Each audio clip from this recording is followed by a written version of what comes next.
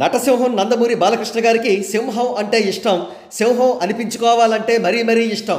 అందుకే ఆయన సినిమాల టైటిల్స్ సమరసింహారెడ్డి, నరసింహనాయుడు, సీమసింహం, సింహ, జయసింహ వంటివి సింహం టైటిల్తో రూపొందాయి. అంతెందుకు, బాలకృష్ణ గారి ట్యాగ్ కూడా నటసింహం.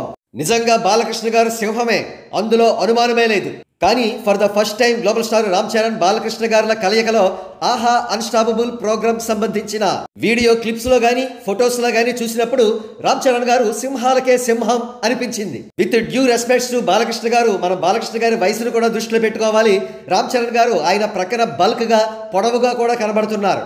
ఈ కంపారిజన్ సరికాదని కూడా కొంతమంది భావించవచ్చు. ఎందుకంటే బాలకృష్ణ గారికి రామ్ చరణ్ గారి పట్ల పుత్రవాత్సల్యం ఉంది. రామ్ చరణ్ గారికి బాలకృష్ణ గారి పట్ల బాబాయ్ అనే గౌరవ భావం కూడా ఉంది. మరి ఈ టాపిక్ ప్రధాన ఉద్దేశం ఏమిటంటే, రామ్ చరణ్ గారు ఇటీవల ఫిజికల్ గా ట్రైనప్ అయిన తీరు గురించి మనం మాట్లాడుకోబోతున్నాం.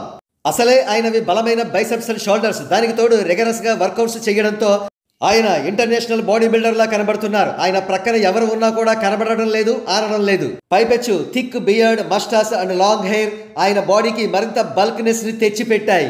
కాగా రామ్ చరణ్ గారి ఈ మేకోవర్ RC16 ప్రాజెక్ట్ కోసమని ప్రత్యేకించి చెప్పనవసరం లేదు. ఆ ప్రాజెక్ట్ను సానా బుచ్చిబాబు దర్శకత్వం వహిస్తున్నారు. లెజెండరీ మల్లయోధుడు కోడి రామ్మూర్తి గారి జీవిత చరిత్రలోని కొన్ని అంశాలతో ఈ చిత్రం రూపొందుతోందంటున్నారు.